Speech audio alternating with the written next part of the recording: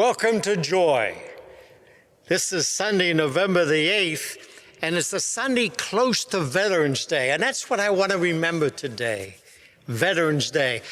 You could wear white and you could wear red and blue on that day, but I like to wear the red. It's a sign of strength in a way.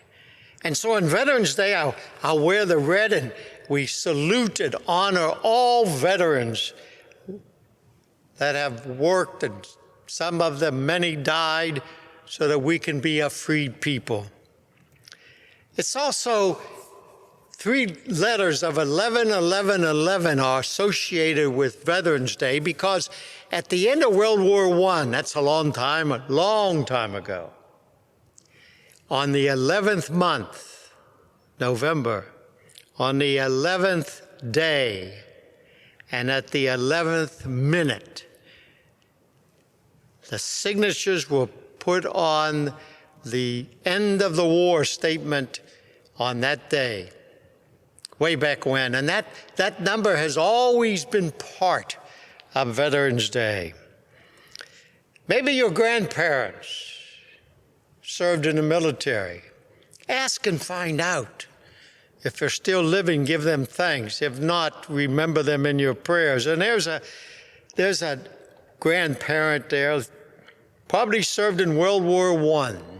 And you see his eyes are closed and he's thinking about all his friends who didn't come home from that war. And he began to know, and most soldiers all know this, about courage. Bravery doesn't mean you aren't afraid. It means you go anyway. And that's what courage really is. And so we remember all the veterans today. Maybe your parents were veterans. Find out. Aunts and uncles. And as I mentioned, grandparents. They help us keep the glow and the old glory as we celebrate that day. And the iconic figure of the men putting the flag up on Iwo Jima, it meant something. And so I want you to put your flag out. If you don't have a flag, go buy one. When I was a youngster, on my street, and every street, everyone had a flag out on Veterans Day. My street today, there's 3 of us. That's not right. Get your flag. Put it out. Honor the men and women who served you.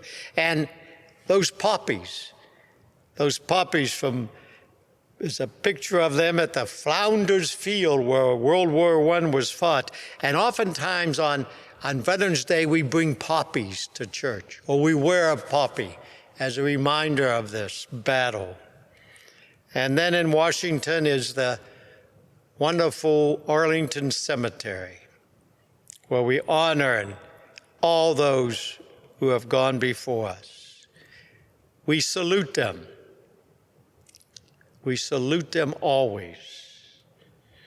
And there's our symbol of our country, the eagle, the strength and power of the eagle. And one Italian, the eagle holds the olive branch, a sign of peace. We want to be a peaceful people.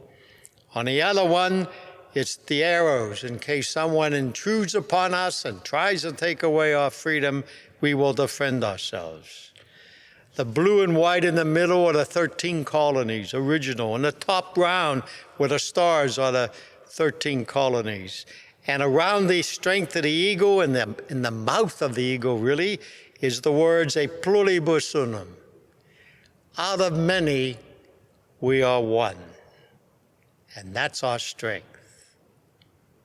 Share with me now and say together the Lord's Prayer. Our Father, who art in heaven, hallowed be thy name. Thy kingdom come, thy will be done on earth as it is in heaven. Give us this day our daily bread, and forgive us our trespasses, as we forgive those who trespass against us. And lead us not into temptation, but deliver us from evil. For thine is the kingdom and the power and the glory forever and ever. Amen.